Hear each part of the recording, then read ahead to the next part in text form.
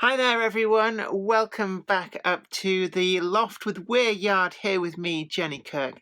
It's always great to have your company and to show you around about progress, but today it's going to be a little bit different, and the reason for this is because if you haven't already noticed, in the UK there's an election on, which is a bit unusual for a winter time. So Zoe is doing an awful lot of media interviews at the moment because she's one of the go-to people that the likes of the BBC use as a political commentator for radio and that. So as a consequence of that, she doesn't have an awful lot of time. And so we've done the reviews, trying to keep on top of those. But the actual Friday video, what I had planned, the trouble with that is it requires a lot of editing. And as a result, Zoe just doesn't have the time until probably next week now. So we've given priority to the reviews that we need to get out before Christmas. But as a result, I'm going to try and do an entire video pretty much in one take. Well, actually, it might be a couple because I'm going to have to flip the camera around.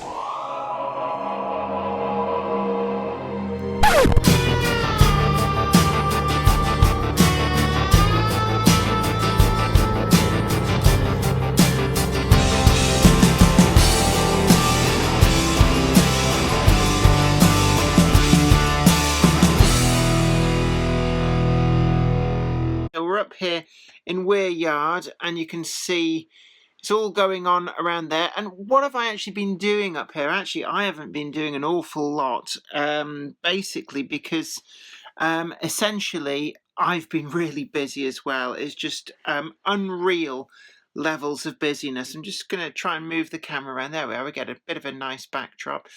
But I'm going to show you a few things and just keep you updated with some of the few little bits that I've been doing up here. And it's always nice to be able to do a little bit of scenic work just to keep things going.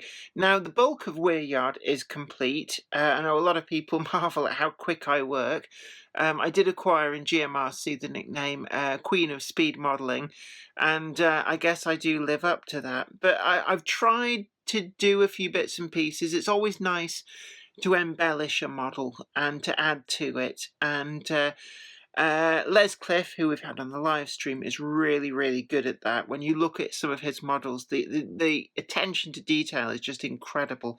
So I'm slowly working on that. So I'm going to give you a little tour now of a few bits and pieces. It's going to be a short video, but I do want to keep you informed of what's going on up here in the Loft and Weir Yard. So come with me, let's have a look. It's all quiet on the Western Front. I'm not running trains at the moment. I literally just come back from work. Just need to film this because Zoe is doing a whole load of BBC radio interviews over the next couple of days. So just won't have the time to actually edit anything up.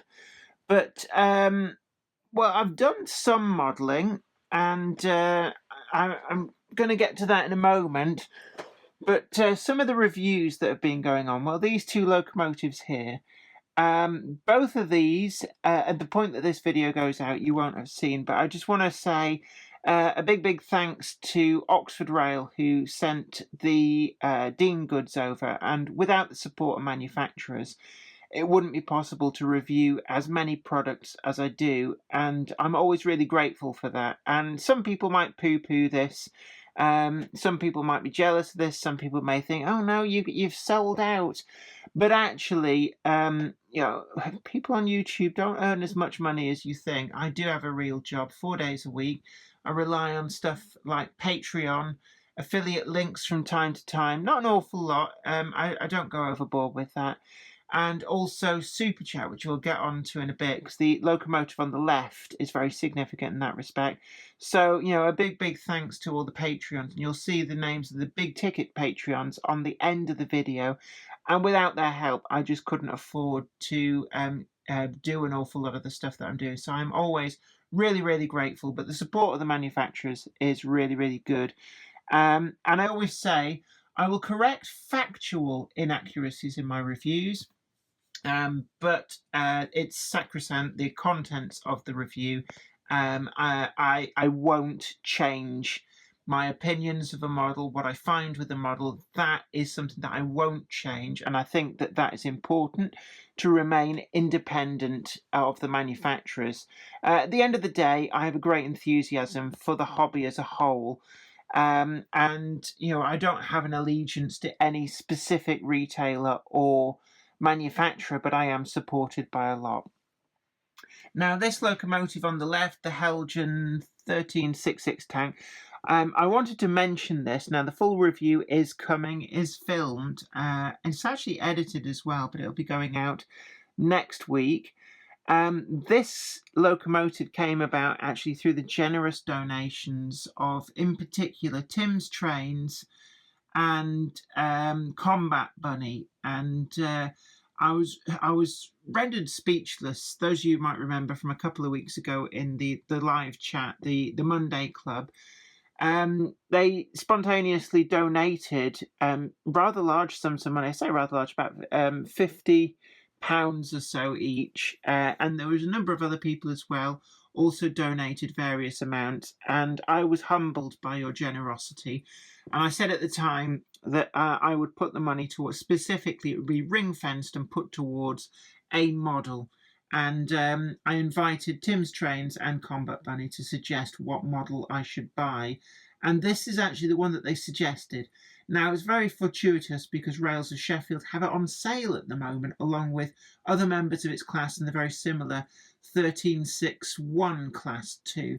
So I was able to tie that in to do a review on it, but it will henceforth be known as Combat Bunny and Tim's Trains as train. Oh, that's difficult to say. Tim's Trains and Combat Bunny's train. So there it is. And guys, thank you very, very much for your generosity. Without that, I couldn't have justified buying this particular model. We also picked up a few other bits and pieces.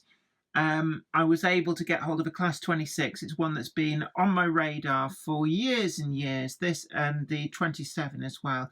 I do keep mentioning it, but I did finally manage to, through the generosity of the Patreons, I put the money from the Patreons towards this locomotive and a whole load of DCC chips to continue the chipping of the collection. So again, a big thank you to everybody on Patreon.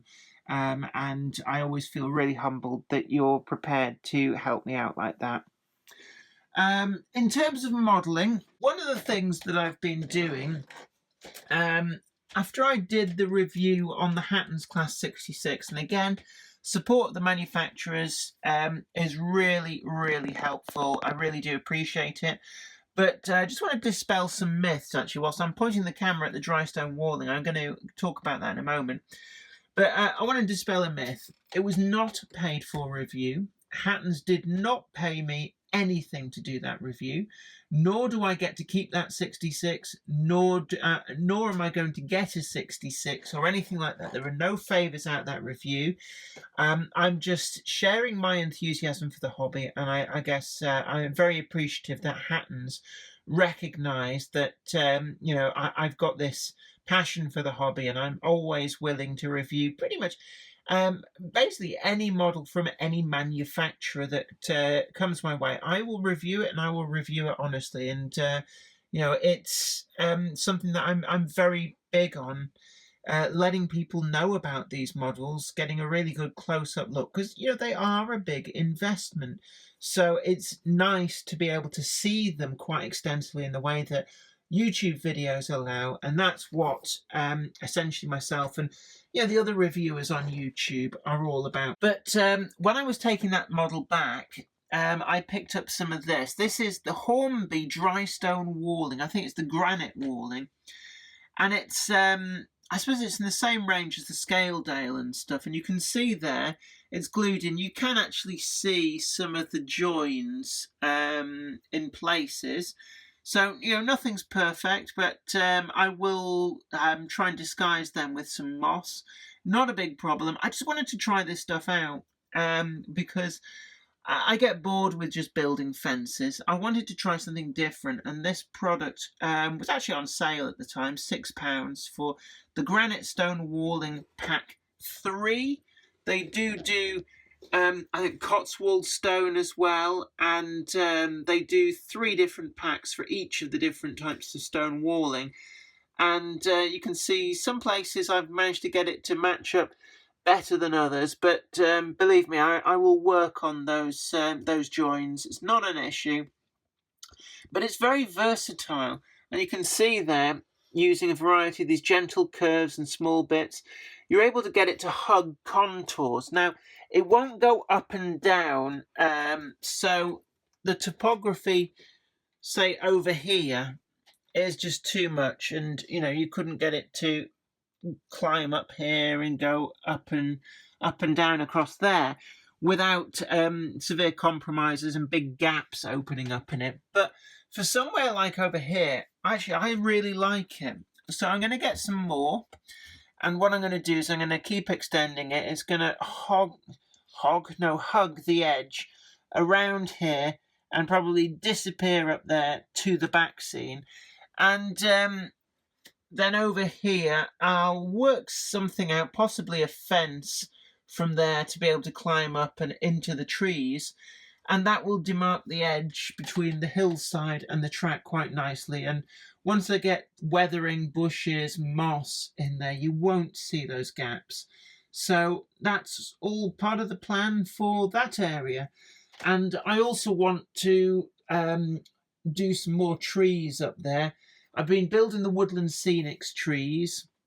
There is actually one in there, but I'm not going to try and lean across to show you that one because there are some others elsewhere. But I'm going to, particularly around basically where the back scene is, build up the forested area just to hide the edges. And then I've got Les, who's going to be doing me a custom painted back scene. Now, if you've seen any of Les's work, it is truly amazing. And as a thank you for me DCC fitting so many of his locomotives for him, I never charge him because he is a very good friend, and that's what mates are for. But as a thank you, he's offered to paint my back scenes, so I jumped at the chance because his work is truly amazing. So all across here, I've sent some photographs of Cumbria, so some of the places like Paviark, Stickle Gill, Harrison Pike, Helvellyn, that kind of thing. And just to get a sense of countryside going on that way. And I think that's going to look really, really good. And possibly as well get him to paint up something here as well. Just, to blend things in. This is a bit of a mess here. So I might just have to work on something, just maybe get some plaster or polyfiller and just try and smooth that off so that then Les can work his magic. The other area that Les is going to do something is like a town stroke city scene across there, receding into the distance behind that retaining wall. And he's going to do that on a mounting card because that would just be a better way of doing it. There is a gap behind that retaining wall. So that is planned probably for the new year. And it's very, very kind of Les to offer to do all that because his work is truly amazing. So I'm very excited to have this opportunity to have his custom back scene on my layout. So what else? Well, I've been building some trees. It's the Woodland Scenics trees, and I've been experimenting. This is like, it's like almost like stuffing, like a wiry stuffing, these particular ones. It's probably not the best look of it. I'm trying to get in close. The shadows aren't really working out.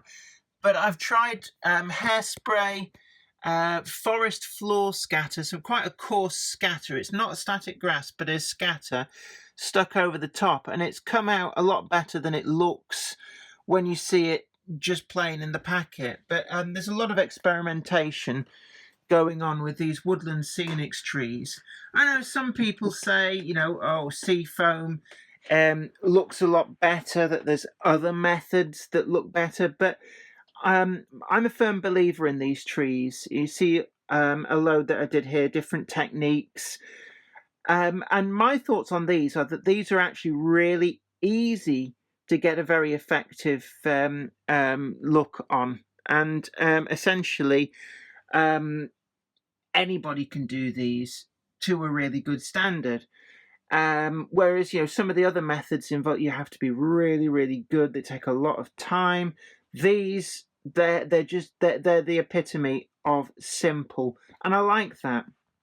And right over in the back there's another one that I've done. In fact, I've not really done them anywhere that I can show you very easily, which is a bit of a wally thing to do.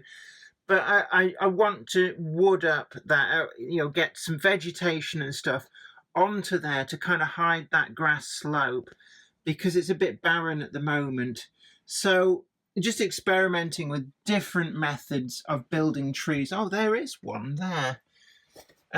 So that's another one of my experimental woodland scenics trees, but using the hairspray and I think it's a Gauge Master scatter, and it does seem to work reasonably well. But one other thing about trees is you don't want them all to look exactly the same. So, when you get these very cheap, I always call them bog brush trees, they're all very well, and I have used quite a lot actually. So, but you can see they become very uniform. And the beauty of these woodland scenics trees is no two trees are exactly alike. And you can use different colours of clump foliage. You can use this other stuff, which I'm trying to remember what they call it, but I think this is it's almost like a sea foam derivative, and it's really, really good. And then the third type of tree is like those. It's almost like horsehair, but it's very matted, and I think over here these ones as well are made out of the same material, but these haven't had the scatter over the top, so I may add scatter to those. These are actually ones I was given by Bachman at Worley, not the Worley just gone, but Alexandra Palace, when they gave me some tuition ready for GMRC. So it's something I like to think I've improved upon it. But yeah, that's pretty much where we're up to. So it's a short video. Actually, it's probably not as short as I was thinking it was going to be, because I've talked quite a lot. But there we go. Anyway, it's been great having you up here in Weir Yard with me. Sorry it's not really the definitive update video that perhaps you were hoping for and I was hoping for Friday, but there is a general election on, and Zoe's been called away and booked for a number of radio interviews with the BBC, so she just doesn't have the time to edit up the video that I was planning. So hopefully that'll come out for next week. But keep an eye out for all of those product reviews, Oxford Rail, Helgen, 247 developments as well. Got some really good etched nameplates from them. And I'm trying to think what else we got. It's suddenly escaped me, but there is a large pile of stuff. So a big thanks to all the manufacturers who've been supporting the channel by sending me things to review. I don't get paid to review, but it is helpful to receive products to review. At the end of the day, I always say to them, I will tell it as it is, I will review them as I find them, and I won't lie about anything, and I don't. And I think they hopefully appreciate my honesty. And yeah, I'm just waffling now. So anyway, you take really good care of yourself. This is me, Jenny Kirk, here in Weir Yard. You take really good care. Bye for now. Today's video has been brought to you in part thanks to the generous donation of my fans on Patreon. And a huge thanks goes out to Anthony Kidson, Michael Churchwood, Alec Ralph, Anthony Hunt, William Wade, Wayne Johns, Offshore Alan, oorail.co.uk and Tepic. Today's video has been brought to you by my books, Bringing Home the Stars, Twinkle Little Star, and also you can get the complete comic collections of All Over the House, Books 1, Books 2, and also the wacky zany Life of Knobty Mouse. Thanks, and catch you later.